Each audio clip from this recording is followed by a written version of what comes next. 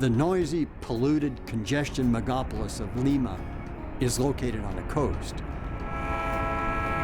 To escape it, we jump on a train to the distant highlands, crossing a pass at nearly 16,000 feet, to where Peruvians have lived throughout history. This is the kitchen. And retain many of their ancient traditions.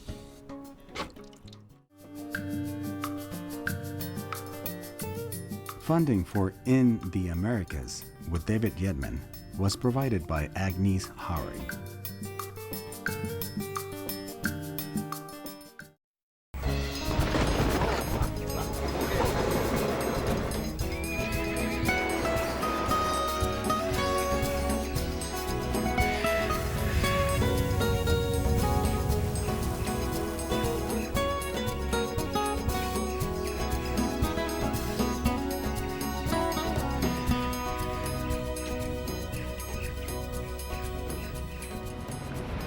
This is not the city of Baghdad. This is Lima, the capital of Peru, and by far its biggest city. More than 8 million people and growing fast. It's the cosmopolitan cultural center of the country, but there are really two Perus. There's Lima and the rest of the country. But if you want to see the Peru of mystery, of ancient civilizations, of Indians, of the Andes, you have to go inland and up. And the best way to do that is to get on the train. Buenos dias. You would think on a train that you could take maybe a little suitcase, but this is not your ordinary train. And it's also been resurrected from the dead by a company that thought it would be a good idea to be able to take all kinds of people, including tourists. People come from all over the world. A lot of people come from Europe just to take the train and get to Huancayo. They know it's the highest train in the world. It goes up to 16,000 feet, and that itself is an adventure. Because 1991 the train collapsed because there was a problem with terrorism and one of the bridges blew out, and this was the reason for stopping the train service from Lima to Huancayo by the passenger service, because supposed to be for security reasons. And it was not until 1998 that we got the train, you know, starting to come back again because of a contract that the new contractors in the privatized at the moment got with the state. Glad to see there are people in here. It's bad Simon, there's nobody. This'll do. I don't know where they used to put luggage back in the 1940s. They were actually moving, and the time is 7 o'clock. My congratulations to the engineer. Gracias. This says, dare to cross the Andes in a train. And it is a bit of a little bit of a risk, because only a couple of years ago there was an accident with the train. I don't think anybody was killed, but I think there were some hurt feelings and some hurt skin. The number of bridges and tunnels that the train has to go through make for not only an exciting trip, but one with a few potential hazards. 50 years ago, the train ran daily, or at least 2 or 3 times a week. Now it usually runs once a month, sometimes twice. So it's quite an occasion when it does leave. The bookings have to be made in advance, and I made mine well in advance because I feared that the train would fill up real quickly. I always thought conductors on trains wore these kind of suits with, they had a watch they carried and had a little cap and they had a punch, but times have changed. The Chileans started, you know, with the railroad system in South America, and they had a great builder who had escaped from the Depression in New York and came to South America kind of escaping his debts. His name was Henry Makes. He was an amazing person with a lot of ideas and an incredible energy to try to get this thing done, and they have done that work in Chile.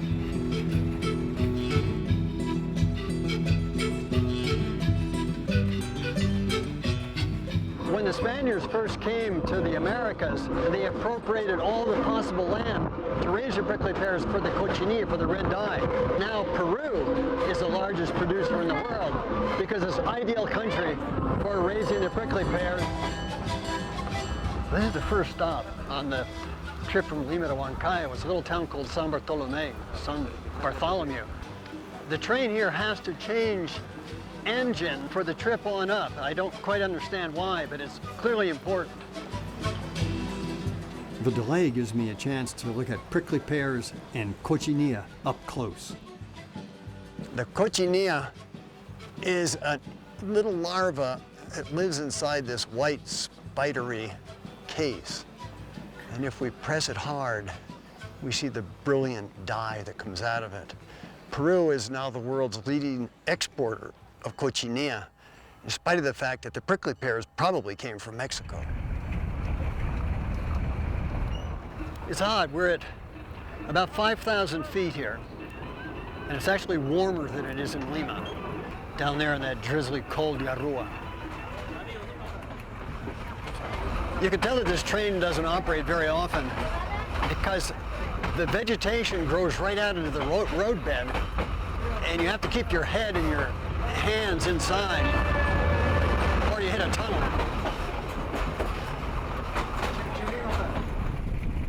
We're approaching 7,000 feet now, and you can see up on the hillside, we're seeing actual green. That means plants. They do get rainfall here, not a lot, but enough to irrigate some of these fields. We've probably seen a little bit of wheat here. My guess is we're seeing corn and beans. Another tunnel. We're getting higher and higher. Now we're seeing grasses. With this kind of grass, we know that some of the llama family can live up here, so we should soon be seeing llamas and alpacas. Now we're about 8,000 feet, and it's getting more and more lush. People can actually eke out a living from the soil. There's water coming down the mountains. They probably get a few inches of rain a year. So small communities can make it up here. After this bridge, that is the highest and the longest, and it was also very much a record in the world, the train started to climb up, and it was through the design of Ernest Malinowski, a Polish guy who came to Peru and fell in love with the country, and actually was the beginner of the scientific universities in Peru. So it was thanks also to the train that we have now engineers in Peru.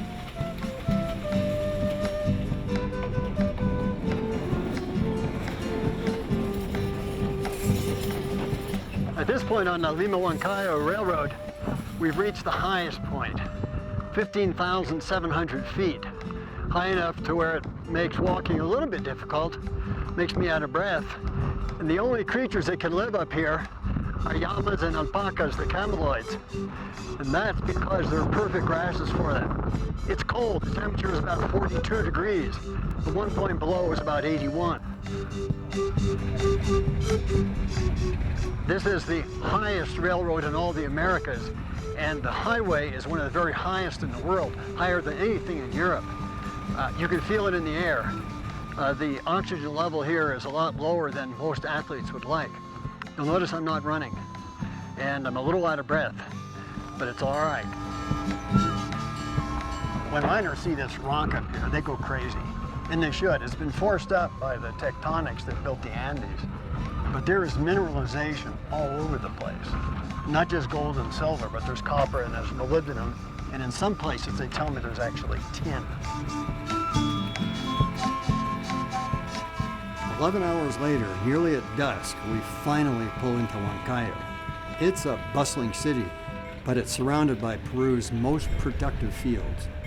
My friend Lucho Hurtado shows me around. On the top of this mountain that you were just crossing with the train, there was two rivers. One that was flowing down to the side of the Pacific. It's a couple of 100 miles long. Yes, it goes to the Pacific and it finishes there. We saw that in Lima.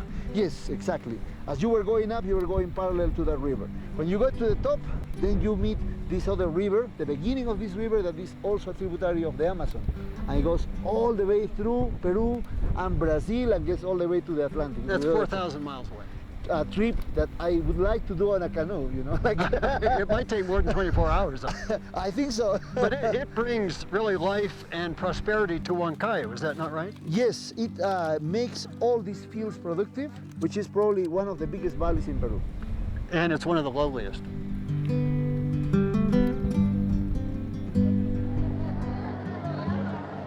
Huancayo has for at least 1,000 years been an important regional center in Peru.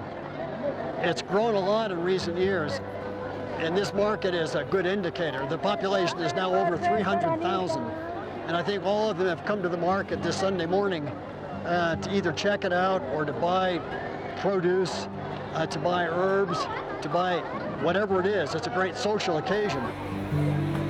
When the Europeans come to Peru, they don't want to adapt to the food that we have. So they introduce, for instance, wheat, Sure. they bring They want white sheep. bread. They don't understand that here we have a genetic variety in terms of roots, in terms of animals. Meats, for instance, alpaca, much better meat than sheep or Sure. pig. But in the Andes, we have about 4,000 varieties of potato. We like colors, we like smells, we like shapes. We have to try to get variety in everything. Papa guairo is a special type of potato that is very easy to boil, has a big amount of starch, and it's crispy and really nice. Same with potato. Instead of French fries here, you have Huancayo fries. Oh, we have, like I would say, Andean fries. In the time of the pre-Inca cultures in the Andes, we don't have many harvests. Right. And we have to preserve food, okay? So with this one, we have the possibility to have these potatoes 1 year, 2 years, 3 years later, you still have food. Okay, they're coming to get their bags weighed. Yeah, and they go to the truck. 99 kilos. 215 pounds, he weighs 100. That weighs twice as much as he does. Yes. Look how he carries it. They start about 5 in the morning, and they end up about 10 in the morning. This is a kind of like thing that starts about 18, and they keep going until 45, 48. And they have to load that big truck there. This is the most difficult part of the work. Oh, it's got to be. I don't know. Because how you have they to do have it. balance, you have to have the weight, and you have to have full control of the whole thing. And these guys here, they will have in the morning a big bowl of soup With that's the potatoes. breakfast, with lots of potatoes Yeah. and lots of meat, really heavy breakfast, and then they will wear it out through the morning, no? Oh my. So this truck is going to leave here today. Yes, And will make the trip to Lima and so it will take about 10 hours. about 10 hours. Yes. In addition to the huge variety of potatoes, bewildering variety of potatoes, we also have a variety of corn. They call corn here choclos. They're beautiful. This has both yellow and white kernels. There's other here that have purple kernels, and they have over 100 different varieties of corn themselves, and each has a different taste, a different amount of sweetness, a different amount of starch, a different amount of protein. It's a bewildering and fascinating world of Andean crops. This is a normal pumpkins. If you drink that one in a kind of like a juice for cleaning the kidneys. The concept of food of the Andean people and the Inca people and the pre-Inca people is that your food should be your medicine should be your food.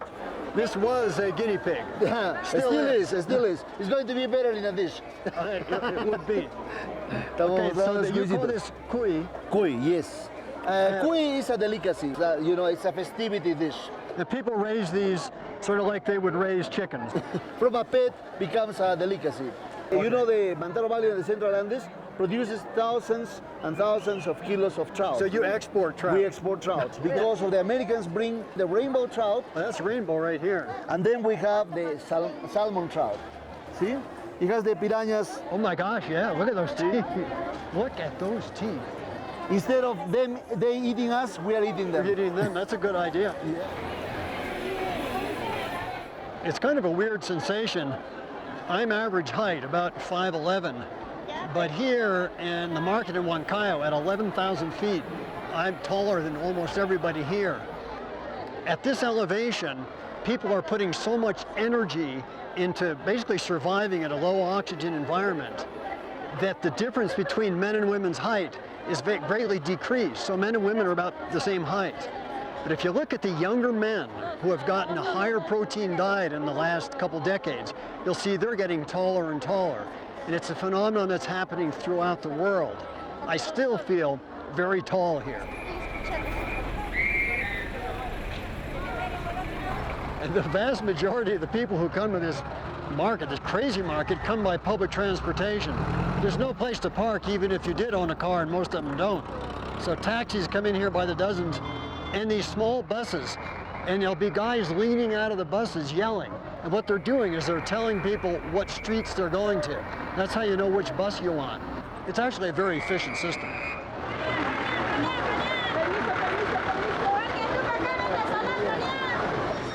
Huancayo is surrounded by villages, each known for artisan production. In San Jeronimo, 20 miles away, villagers produce silver jewelry. It's a special type of silver. So the Spaniards brought it? Yes. So it's only been here for 500 years or so? Yes. And the families have been doing it for many generations? Yes. Well, this is from father to son. They have to get the wire in chunks, and then they get them, like melted, and then they get the wires, and then they get these little basic machines. Well, this is the production of the family that also goes to the Sunday market. So she takes these ones every Sunday. Look at these beautiful pieces, how they hang around. You can see necklaces, you can see bracelets, earrings, all done by hand. But the most interesting thing is that this silver, that is produced here, it is enhanced the value because of the handwork that is done by the families. One of the things that the Spanish priests encouraged in local villages was an industry for each village. And they took already existing native talent and brought in European designs and customs. The pre-Columbian peoples of Peru made the best gold and silver jewelry in the world ever. And this is a continuation of that tradition. 10 miles farther down the road in Cochas, it's intricately carved gourds. The people here who are carving the gourds use a technique called burilado. And they actually are freehand carving drawings or sketches into the gourds themselves. Esta es un trabajo más apurado, ¿no? Y un semifino, lo que le estoy diciendo este es el acabado. Ese es semifino. Ajá, semifino, que este tipo que trabajamos. Cuando uno ya ha pasado por rústico, ha pasado por semifino y hemos llegado a ser realmente, ¿no? Entonces ahí se ve el trabajo ya. The black on here is produced by burning a native straw, a very tough grass that grows high up in the mountains. And instead of getting white when it burns, it gets black. So they wash the entire engraved part with that black and then rinse off the exterior. And what's left behind is the black in the engraved portion. En un trabajo de acá tienes que ser la cosecha, acá tienes que ser sembrando, acá tienes que encontrar con sus herreros haciendo pachamanca. Es el artista, pero prácticamente cada uno es de acuerdo de la enseñanza del papá y mamá. Aquí encontramos una selva. Hay también el loro, animales, serpientes, hay tucanes. Entonces, una selva muy hermosa. Every family uses what they make. And here's one, a bowl for soup perhaps. This has been used for years and years. And if you want some parched toasted corn, here you have a good chance to get at it. I'll even steal a couple. Very good. Don't tell them. And something bigger, if you want to put bread or something bigger, look at the fit. And these are very strong, they last forever. You should not throw them, but they are part of the daily life of the people here. Next stop, lunch, Altiplano style. This is the Pachamanca place. Pachamanca. The good place to have the best Pachamanca in the whole Mantaro Valley. So this is a Pachamanca. And Pachamanca. What is the meaning of that word? Pacha is earth. Like the Pachamama is Yes, yes. the lady of the earth. Yes, Mother Earth is Pachamama, and Pachamanca, manca means pot, earth pot. That's right. The Mantaro Valley is noted for its many festivals. On any given day, we're bound to run across one. On our way up to the top of the world, this time by vehicle, we did. Beginning of the harvesting season. So the church tries to replace that one with a celebration of the Cruise of May, which is that one here, the image over there, you see? That's what we're seeing over Yes. here then. And the people are doing all these dances, and they have all different kinds of images. You can see this man here dancing. He has a white face with a beard. He represents a European. European, right. But he has a whip. So he's a Nordic one. He whips, and he has all the wealth and all that. Then you have also the one that is the woman. It's like his wife, but it's a male dancing like a woman. Oh, it's a male dad, but you can tell it's a male, right? Okay. And also there is the ladies there dancing with all these frilly steps that looks like steps from the court, from the French courts, like the minuet, you know, remember the minuet from Sure. France? So this is an imitation with all the embroidery and all that. You see all the They're really dress- making fun of everything European Yes, here. exactly, exactly. So they're saying, we are indigenous people, you force your culture on us, but we'll get back at you the way we can. Farther still up the road, the altitude is too high for villages. Only a few pastoralists can make a living here. We are getting to these areas of the mountains where people have a very different life. This is the Puna area, the area where you know the grassland is, and it is the area also because of the grass that we can have cattle. For them it's not natural to be one llama or two llamas. For them they have to be in a group. If I take a group of llamas in my trips, I will take at least 6 or 8 llamas. If I take 1 or 2, they will escape in the night and come back to the Go group. back to the group, okay. Yes. So they are very gregarious. Yes. This looks like an igloo. It's an igloo with ichu grass. Yes, it is basically an igloo because it's so little but so warm inside. This is the kitchen. So what do they cook with? What do they use for heat? Well, the natural